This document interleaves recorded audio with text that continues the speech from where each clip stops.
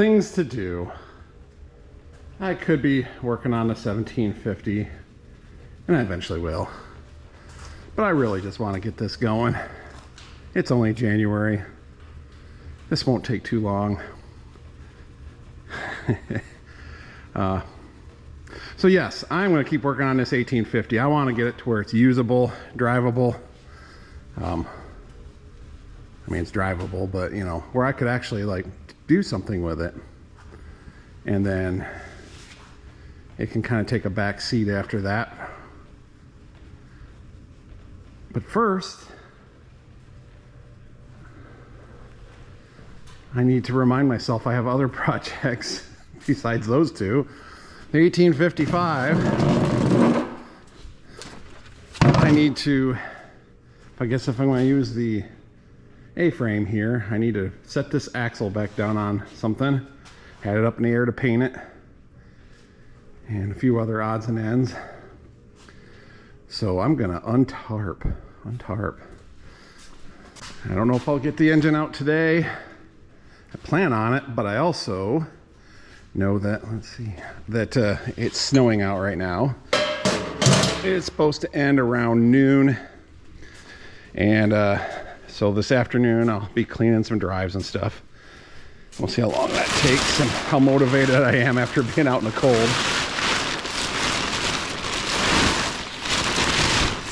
Yeah, it's still here. And we'll just uncover the axe. Oops. We'll leave the rest covered up. I didn't want to get all dusty and grimy and stuff before paint gets on it. So I covered it up. Probably instead it's probably been a mouse house or something. I surely hope not. Okay, this is a two-handed thing. We'll come back. Okay, that's situated. Start draining some fluids. We'll get the old shake weight and do that. There it is. The extra large. The fuel in this thing does not smell the best. So, you know, what better way to use it up than in the hot water pressure washer. So we'll fill that up. And that way when it goes back together, I can put some fresh fuel in it.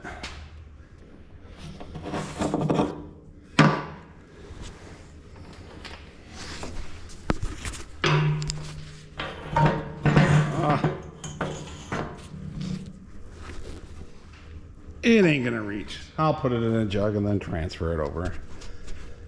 You know, probably less chance of it making a mess.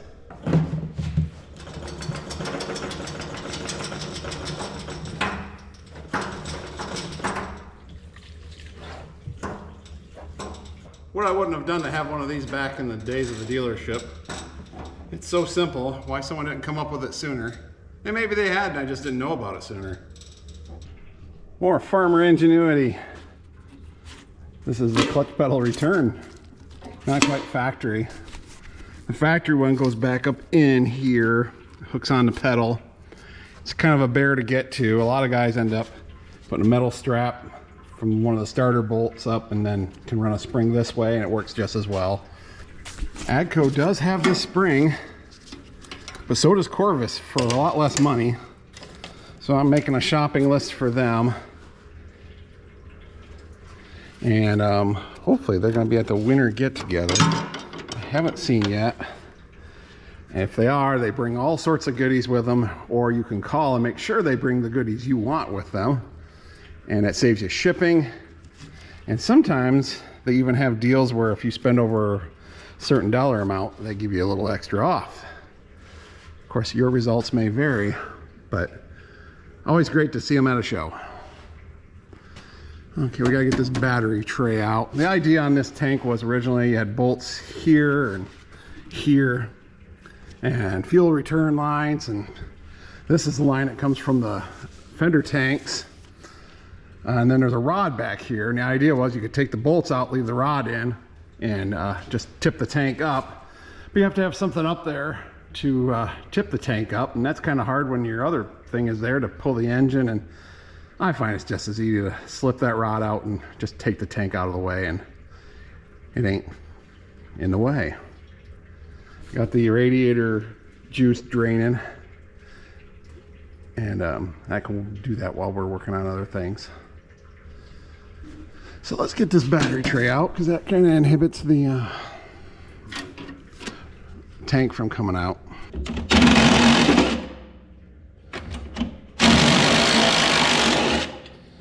Those bolts are often, the holes are often rusty because the battery's up here leaking juice on. Someone thought that maybe they get a better contact if they clamp the battery cable under this bracket that the side panels go into, but then the holes are off. So, you know, I guess to each their own. I'll put the tray back in, but my plan is to get that battery moved down below when this goes back together.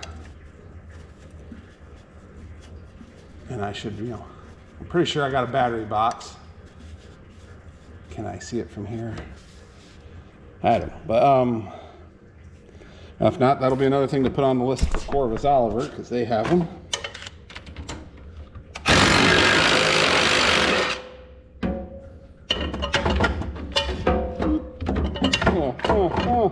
I need more of an extension. That ought to reach it.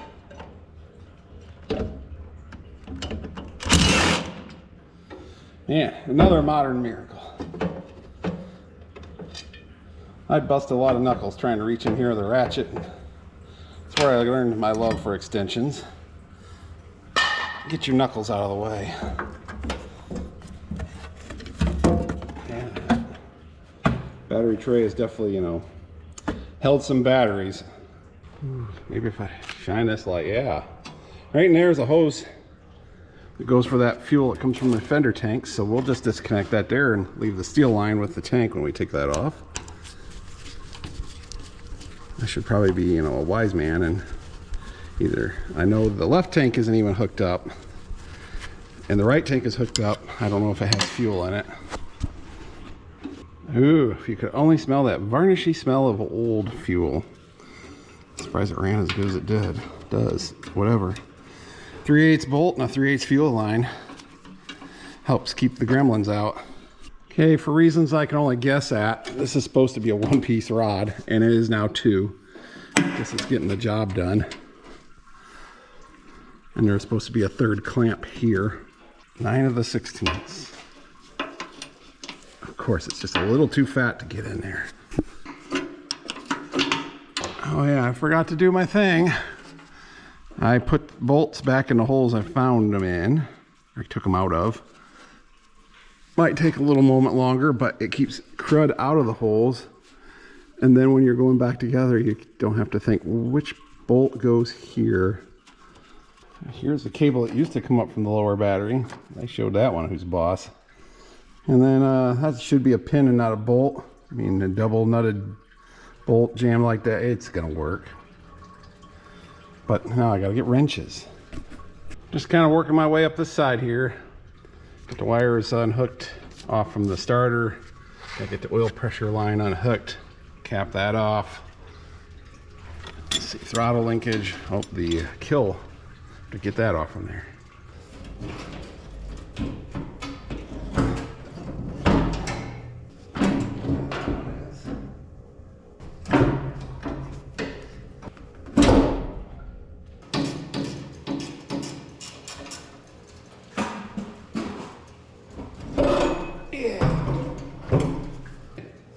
I'm just thinking I should consider putting a valve cover gasket on it.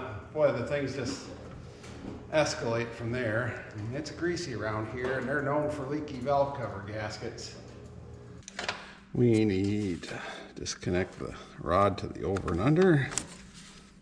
No drive-by wire here. Need to get the cooler lines unhooked and capped off.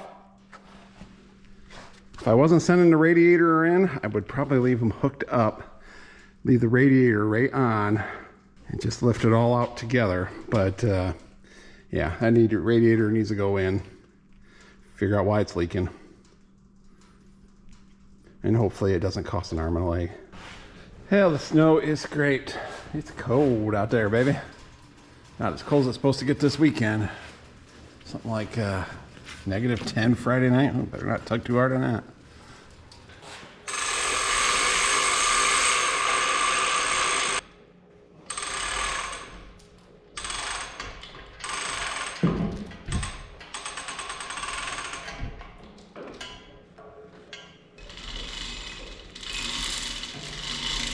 That'll make it a lot easier to get to that drain on the bottom of the radiator. First I'll drop these and lean them down. Oh, that feels spongy. The ones for the 3-speed look pretty new, but this one I think needs a go.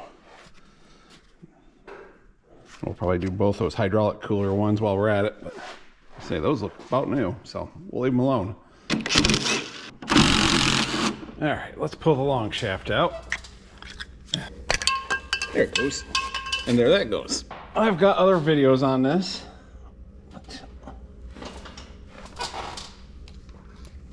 I have somewhere misplaced my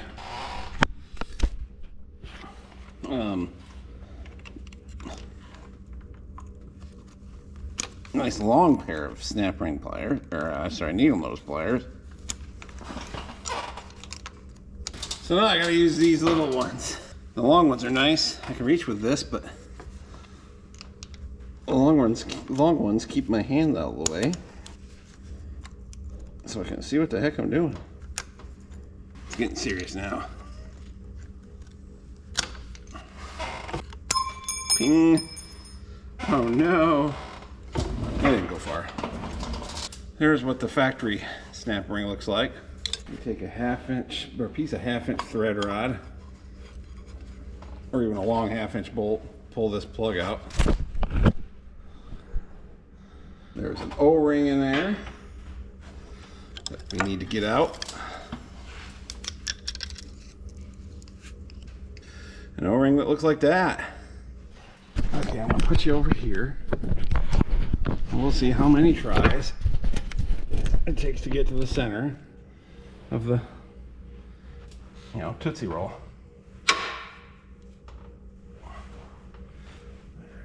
Where'd you go, 1/2 inch rod?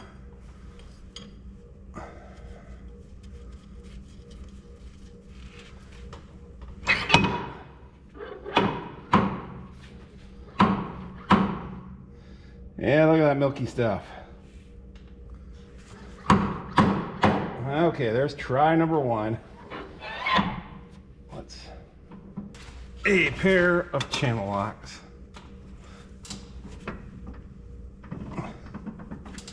Get back in there. I'm just trying to get it in the engine. There, maybe. Oh, shaft still turns. There we go.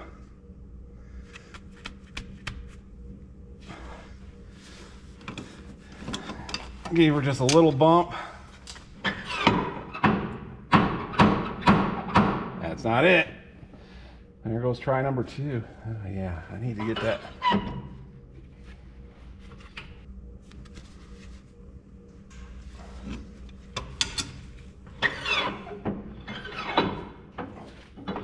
Like that. 3rd try. I'd like to say that's a record, but I do remember there was one time I pulled it out and got it on the 1st try. Everything just happened to be lined up. Whoa! I mean to try to kill you guys. I think you're okay now. Now let's take this all the way out. My table over here is conveniently inconvenient.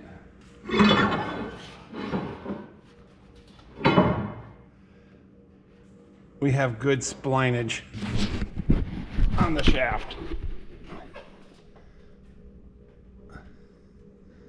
Not going to replace that one. Yes, looks good.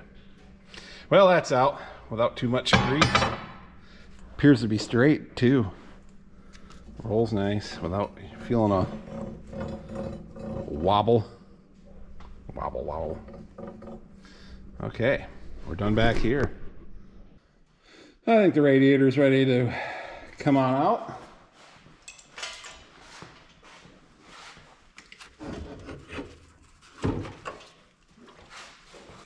Fan belt, I got a new one of those. This one ain't gripping too well. I thought I had a new thermostat coming, but they were out. So I found another source. Anybody want to take a stab as to how nasty the air filter looks? Have not had it out yet.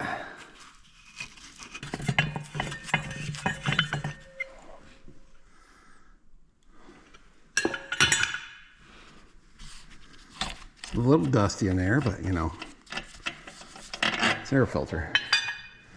All right. I've seen far worse, but it could probably use a fresh one. Made in France. It's a Fleet Guard. I'm not seeing a date. But it's not the original. And we'll get one of them. Oh, it actually has the safety element. Could clean this one. Or I could just replace it. I might have one on hand. I think Ophelia doesn't have the safety element. I don't remember. For those not familiar, you've got two air elements in there. The outer one that you can clean out with an air gun or even wash it. There's instructions for that. And then an inner one that's a safety one that you're not supposed to clean at all. And that way, if you somehow or another damage the outer one, you still have this inner one to protect the engine. But that way you can get a lot more life out of that outer one by blowing the dust out of it every now and then. And let's just go ahead and take this one out.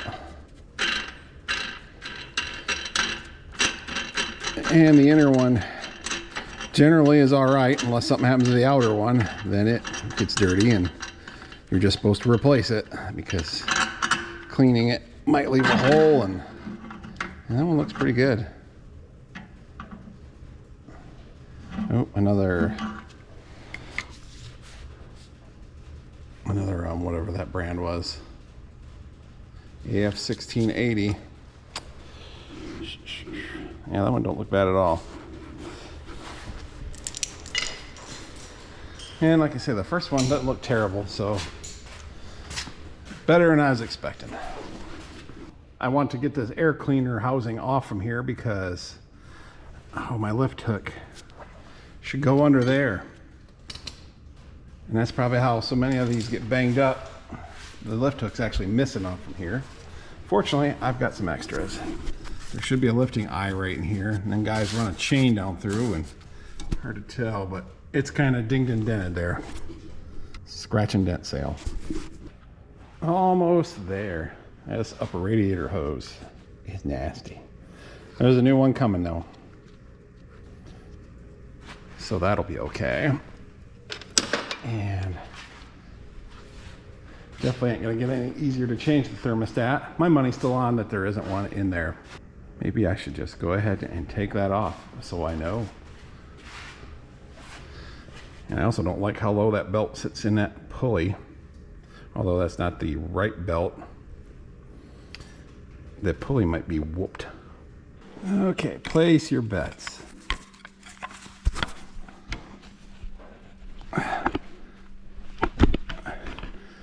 Okay, come free. I think everything is out. Is that the sound of a gasket giving up? There's that one stud it's gonna have to slide on that I think is in backwards. And said stud could be all gummed up or something. Yep, it doesn't want to slide on that stud.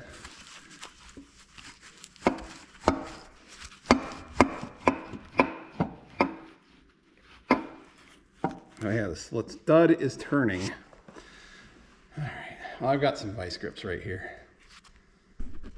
I'll just get that baby out. I just heard the mercury light kick on. Must be getting dark. Yep, it's set up on that stud. Well, it's about dinner time. Maybe that one gets the ZEP treatment and hopefully comes free overnight. So you'll just have to tune in, which will probably be instantly, to find out if there really was a thermostat. A little more for this one. A lot more for that one. Soak, my pretty soak. Now this is something I could do after the engine's out, but it's kind of nice having, you know, the engine not rocking around on you because it's hanging off a chain fall or something like that.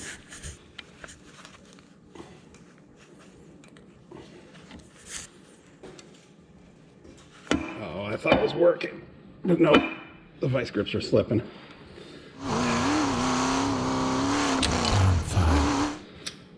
I don't know if I can get the extractor tool in there, but we'll give it a try.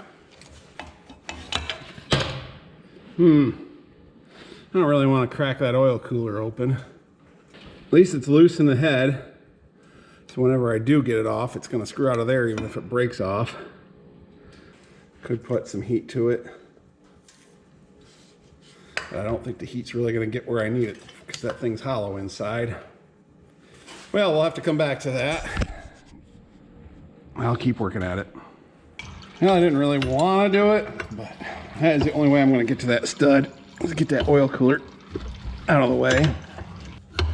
And hitting the frame there, hitting the block there. It just keeps getting better all the time. I guess I could disconnect it at the other end. Now that the oil's all out of it. You know, at one point I thought about, I'm going to make a video where I pull this out, change that seal, and get it all back together in the same day. I thought that's a pretty tall order. Then I had to clean snow. And then stuff like this cropped up. I'm like, yeah, that's probably best I didn't make that wild claim. 'Cause, you know, the farther you dig, we'll leave this one loose. It'll help it hook back up in the future. That hopefully isn't too far away. I know I have discovered this is definitely not the original engine. The serial number does not match up with what was on the build card. Beginning to wonder if it was out of a Massey combine. I know what one of the water pumps, one of the things you gotta change. There's a lot of stuff that you think, oh, it'll just drop right in, but there's a bunch of things you have to switch. The water pump, so it lines up with the radiator.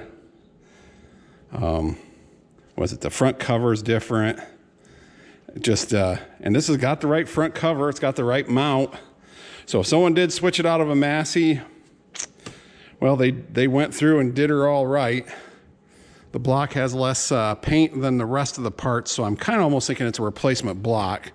Got some green, the balancer here, some green on the thermostat housing, but not on everything. So it kind of makes me think there was a parts donor somewhere. Maybe a couple engines made one, something like that. It does run good now, and like I say, they kept it pretty much factory, so it wasn't a total hack job. However they did it. Come on, let go. But my tip is if you've got a, and don't matter if it's four-wheel drive, red or green, if you've got a 1850 Perkins, change that thermostat while if your dad were down to this point, because unlike most tractors, it's a little digging. But now it's going to get a fresh water pump. That'll get us a fresh pulley, and it'll have a new thermostat and a bunch of that stuff while we're right here.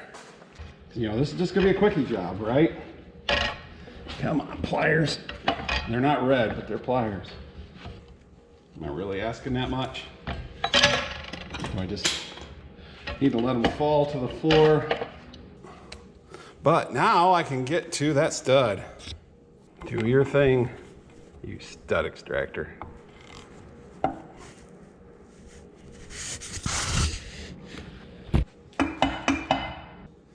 Part of me says it turned, and part of me is hopeful. And the other part of me is cynical and says you're just full of it.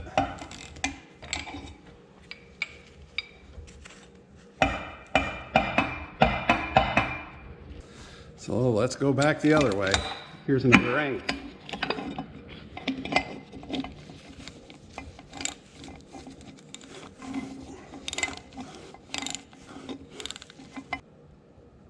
Oh, I think I see it turn. If we keep working it, I think it'll go.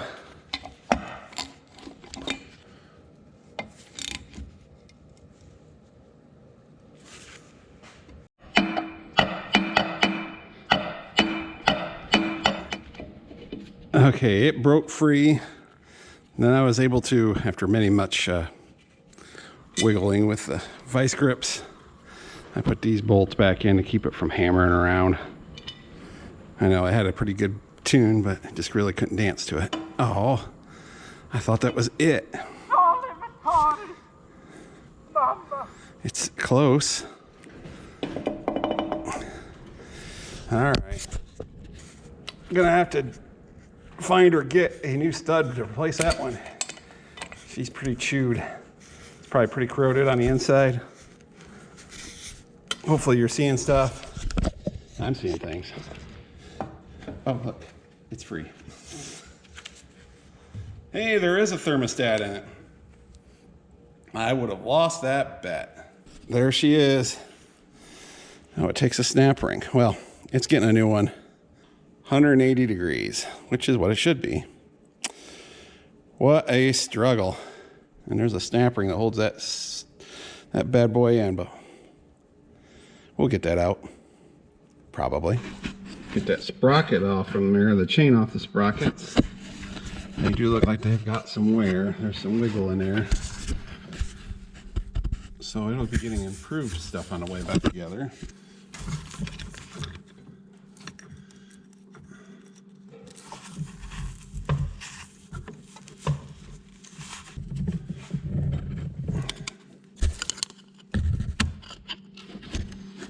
Them are strong. Those are probably the stainless ones that they should be.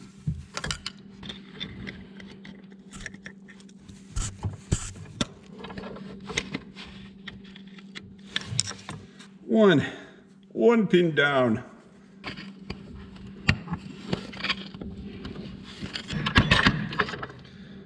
That looks pretty straight. Look at that. So this thing shouldn't be rusted up because the way it was leaking, it was lubricated. Give it that much. No. Come on. Come on. Now the backside might be rusty, which tells us where the leak was. Boy, I really wish I could remember what the heck I did with my long needle nose pliers. It would really come in handy about now. I'm sure they're somewhere. I might be able to get in there with a small pair. And maybe not. Yeah, those needle nose would just be honky-dory right about now. Oh, it's almost out.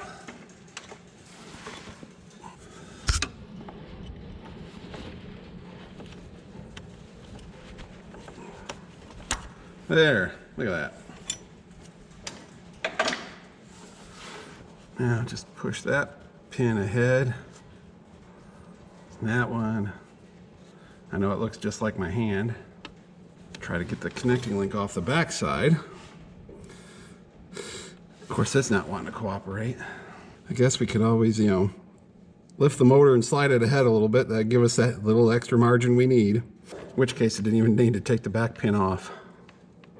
All right, we'll do that. Get her lifted up, slid ahead just a little bit, and that'll slide right out of there. Trust me. It didn't take them long to figure out that they needed to put an opening in the frame here to get the bolt out.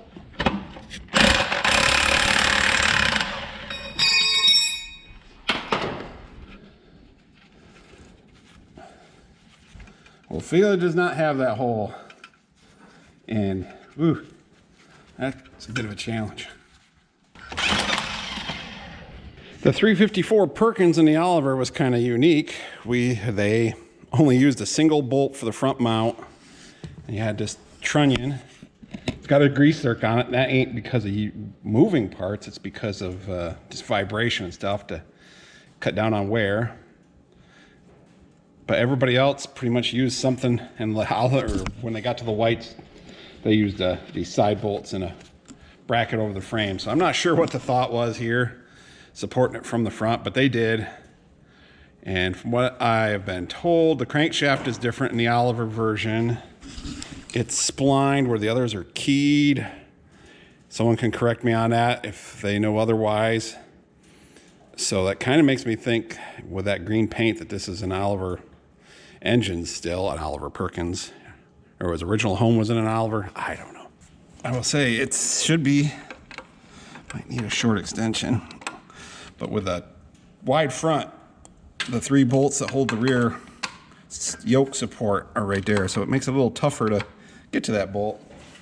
And of course, even my short extension is going to be too long. There, it broke loose. There may or may not be shims under this front pad. So, you know, be wary for that. Keep an eye on it.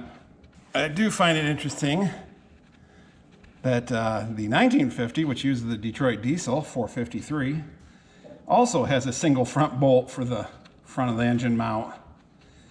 I don't know what they're... I don't know, that was kind of their thing at the time or whatever. The Waukesha's all used 4 bolts. 3 bolts, you don't have to measure as much as 4. If this one controls your left and right and 4 and aft, the other 2 can be pretty, you know, not nearly as close and still be fine. I don't know. I just know that's what they did. Okay, I gotta get my eye hook. There should have been one here. Pretty sure they all came with one up here, and this one's missing, and then the one in the back was a mount for the tank, so but I've got them. What do you think's more fashionable? Plain steel on the front, like so, or it could go like so, but this is gonna be better.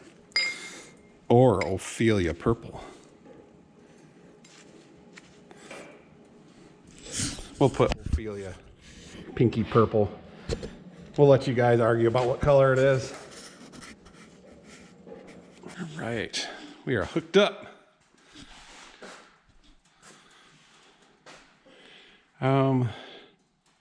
Just walking around, making sure there's not any things that I forgot.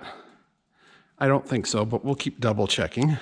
So let's get her up just a little bit so we can slide it forward and get the rest of that coupler chain off.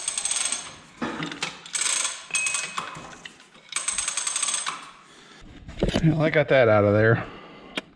Hopefully these makeshift power steering lights, yeah, I think they'll move around enough to be not a nuisance. So everything's disconnected that I can see.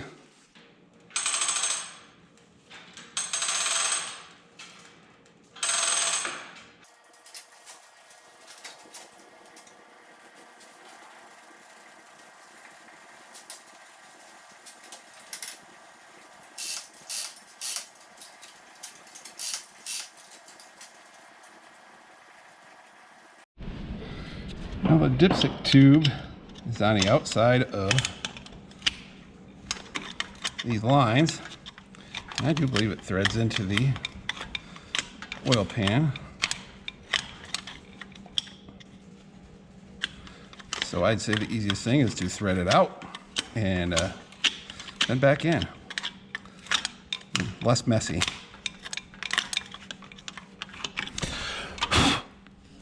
From the rounding on the corners of this, I'm not the first one to do it.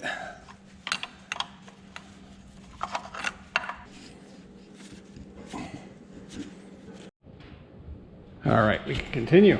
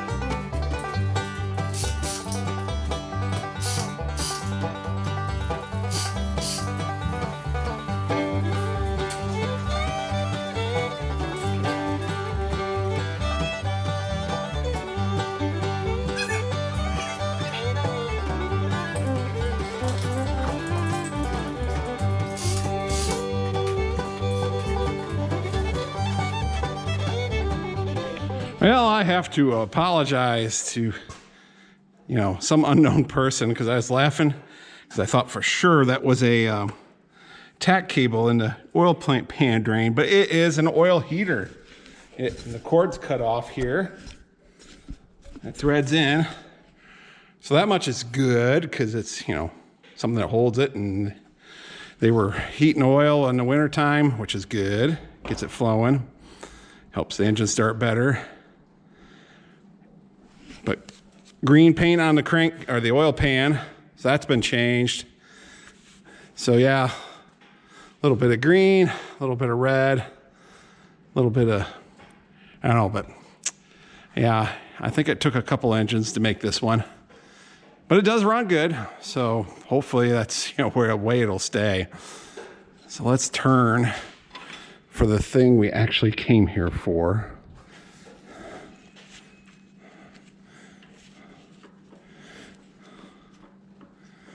Yeah, that looks loose on the splines. That might be grounds for pulling the whole thing apart. Dang it. You can see where they've done some staking. It must have, well, that's a little loose.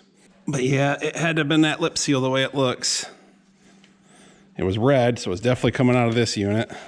And it's leaking right down the back there. Wasn't getting slung too far. If it was coming out, like say the mid, where the two shafts meet, if that seal was leaking, well, first off, it'd most likely go up to the clutch and be leaking out of the bottom of the bell housing and ruin all that stuff. But it also could come out here, but it would come out at the chain and that would just fling it everywhere. Same with the O-ring that seals the spline. So it's pretty much this lip seal. Just not real fond of that slop in there. Well, let's get it off in there and see what we can see. This thing would stop, twisting in the wind. Oh, it's that chain. Well, before I take it off, let's see how it acts when I tighten it up. As far as, well, that's a little bit too wide. This too is probably too wide.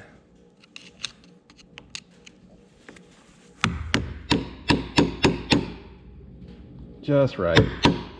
Excuse me.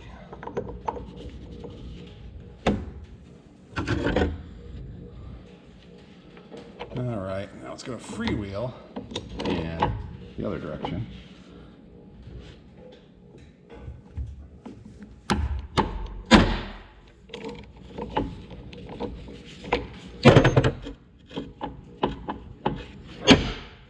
It seemed to take that looseness out.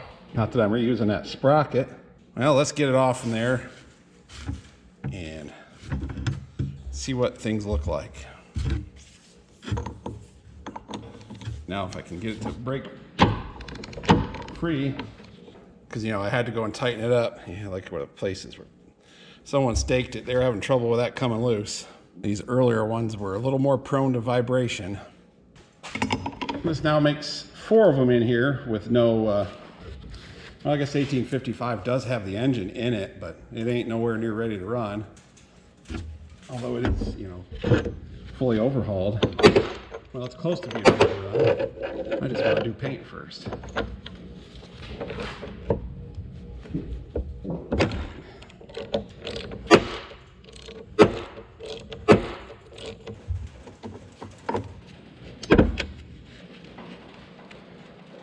I think we found the leak. What the heck?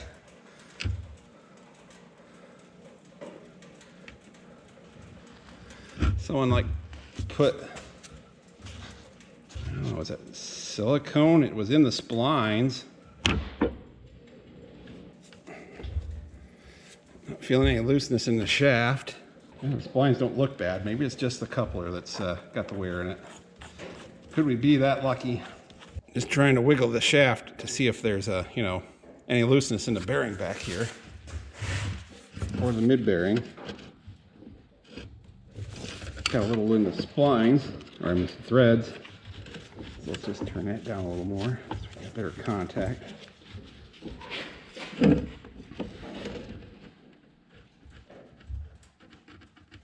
God, it feels solid. I did the same thing on Herman, except I didn't even pull the engine on him. I just wanted to change the sprockets where kind of worn, the rear sprocket was. I just lifted the motor far enough ahead to,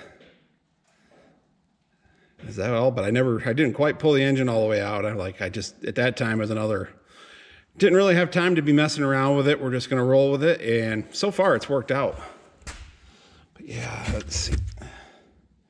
Yeah, I would say that seal is my problem. There's not much lip left. Be interesting if there's even a spring on the inside. Let me find a better sprocket and see if it fits tighter. Just used one.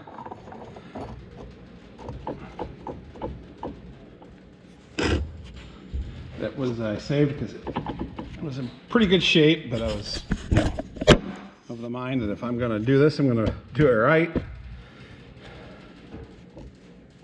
Even without the nut down, that gets rid of the slop.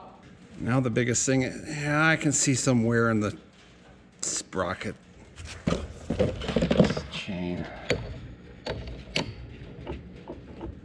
Yeah. I better just get a new sprocket. I thought I had one of these on hand, but nope. But I do have one of those on hand. And it's an Agco one. And it fits very nice. No slop there. That'll help get that cleaned up compared to the wear in that on the teeth. So, all right, we're gonna at least get a new sprocket. That's what I get for not checking my inventory. Now I just have the dilemma to reseal or not to reseal. I mean, it's a fair amount of work. Should be less work next time because I don't have to, do all that other doodad stuff, and the bolts will all be good shape.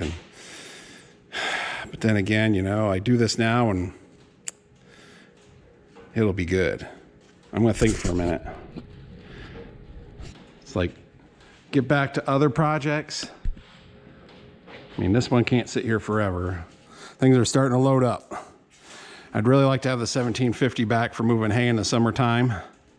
Handy loader tractor. Great with the canopy, keep the sun off you. Still out in the breeze. 2050 is just here because, it looks good. And the 1600 had nothing done to it. So I, don't want to turn into one of them guys that starts projects and doesn't finish them. I guess the 1750 at least has an excuse. I finally just got the block back. It's not that long ago. But that's kind of my top priority. But then, new toy, got to get that going so I can play with it and justify, spending money on it.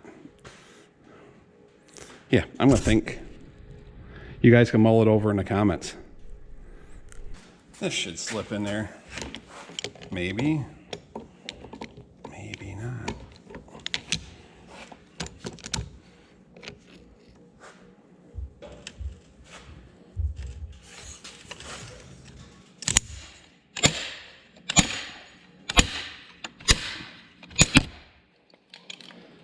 Just like that.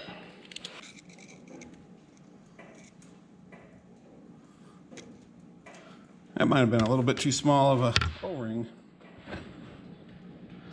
The spring was still back there, but well, you can see it was just drooling right down here. It's got to be that seal. What have they got? A 22-361. I think I found the problem. Here's the O-ring I pulled out of there. And here's one that's 1/8 inch cross section by 1.5 inch ID. And the one I pulled out of there is definitely bigger. It's also got some wear marks against it. Probably from that shaft being loose. It could kind of hit on that. Let's put this old one back in. Yeah, because the old Agco parts book. 1/8 inch by 1.5 inch ID. That would explain the goop they had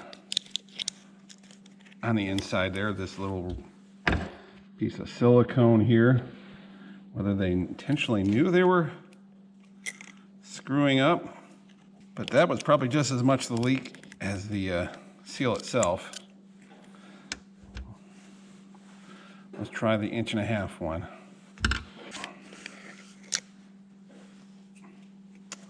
Gotta say, that looks better. I've seen enough of them. I've seen a few things that they say. Let's see if it fits. I should have tried this with the old one. Yeah.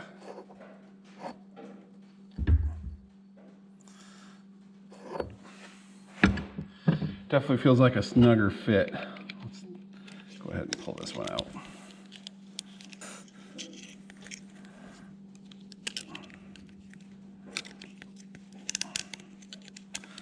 That, and like I say, yeah, it wiggles in there, unlike the other one.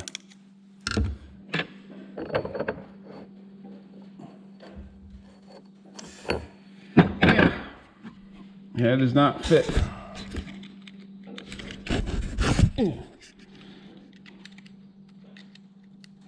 Firmly in the groove, because it's like next size too big.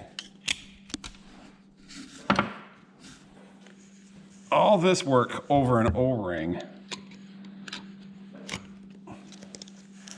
even through Agco, this O-ring's like only $3, which is probably plenty, but I think we're gonna go with that. It's like I say, I've got plenty of projects to work on. Someday we can make a video called "You Told Me So." You can even put it in the comments that Chris should have just torn it all down and gone through it while I was at it. But Chris is stubborn and wants to get some of these other projects done, but still wants his new toy to work. Yeah, I'm gonna do some searching tonight.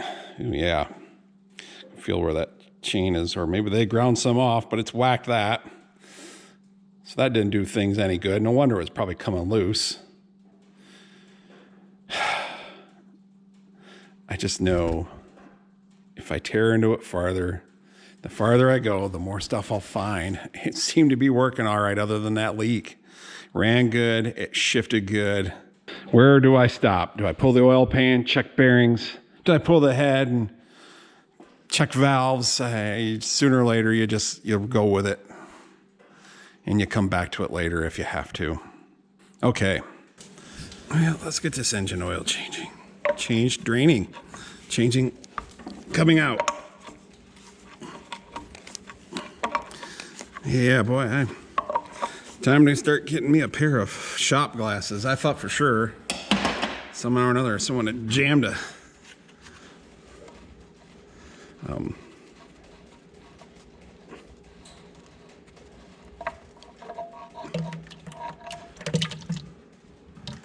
no chunks.